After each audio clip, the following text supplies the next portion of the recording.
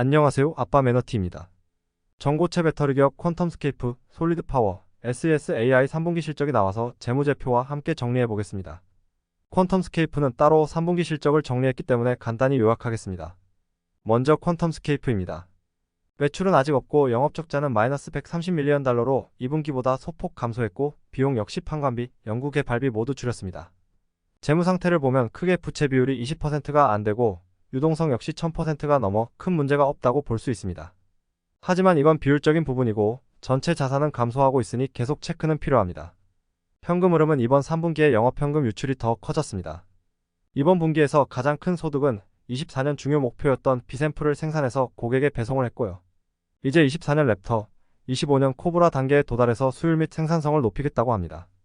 24년 말까지 코브라 단계 구축을 할 예정이고 폭스바겐 파워코어와의 계약 이후 파워코어 인력들이 현재 QSE5 양산을 위해 공동 개발을 시작했다고 합니다. 다음은 SES-AI입니다.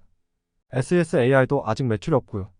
3분기 적자가 34.2밀리언 달러로 2분기보다 39%나 늘었습니다. 비용을 보니 연구 개발비가 2배 가까이 올랐네요.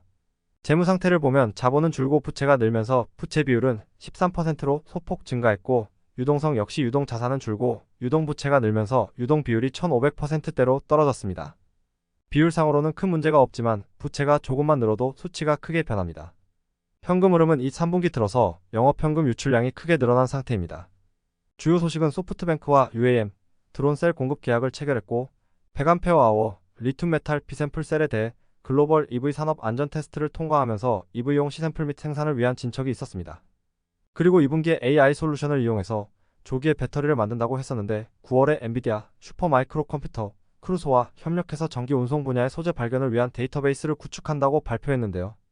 엔비디아의 H100 GPU로 구동되고 슈퍼마이크로 서버 환경하에 크루소의 기후 대응 AI 클라우드 플랫폼을 이용한다고 합니다. 이것으로 배터리 개발을 가속화해줄 수 있는 재료를 발견한다는 개념이더라고요. 그리고 4분기에는 이걸 이용한 수익을 낸다고 합니다. 구독 형태로 모델을 사용하게 한다고 하네요. 이래서 3분기 연구 개발비가 크게 늘어났나 봅니다. 하지만 이 소식이 발표되고 오히려 주가는 내려갔습니다. 제가 찾아본 결과로는 이 AI 프로젝트가 인력부터 기술 투자까지 많은 비용이 들기 때문에 안 그대로 자금이 빨리 소진되고 있는데 재무 상태가 더 안 좋아질까봐 우려를 한다고 합니다. 저만의 의견은 지금 전고체 배터리 수명도 늘려야 되고 해서 더 좋은 재료도 찾아야 되는데 찾는 김에 돈도 벌자는 의도 같습니다. 과연 4분기에 수익을 낼 수 있을지 지켜봐야겠네요. 마지막 솔리드 파워입니다. 3분기 매출은 4.7밀리언 달러로 2분기보다 8% 감소했고 영업적자는 2.6% 증가했습니다. 감소 요인은 BMW와의 JDA 공동 개발 협약이 끝난 것이라고 합니다. 적자 폭이 점점 커지고 있는데 원가 측면에서 들어가는 비용이 크게 늘었습니다. 그나마 비용을 소폭 줄인 모습입니다. 솔리드 파워는 연구 개발비를 줄이고 있어요. 재무 상태를 보면 자본과 부채가 모두 줄어서 부채 비율이 7%가 되었고 유동성도 유동자산, 유동부채가 모두 줄어서 유동 비율이 688%로 소폭 감소했습니다. 현금 흐름은 이번에 영업현금 유출량을 줄이고 있는 모습이네요. 솔리드 파워의 경우 9월 중순경에 미국 에너지 부로부터 황화물 기반 전고체 배터리 생산을 유지하기 위한 최대 50밀리언 달러의 보조금 협상의 대상자로 선정된 듯 합니다. 아직 보조금을 받은 것 같진 않고 대상자가 되는 것만으로도 큰 호재로 보는지 이때 주가가 급등을 했고요. 2분기와 마찬가지로 SK온과의 계약에 따라 25년 중반까지 라인 설치를 할 예정입니다.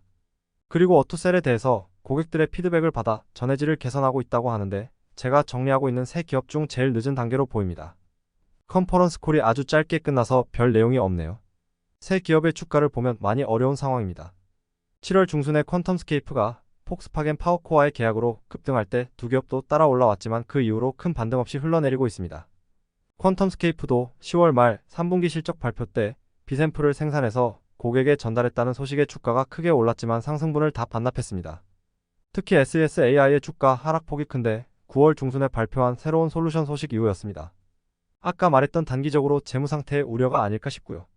우연의 일치인지 모르겠지만 그 이후로 많은 기업들이 주식을 매각하기 시작했고 10월 초부터 현재까지 SK가 계속 주식을 매각하고 있습니다.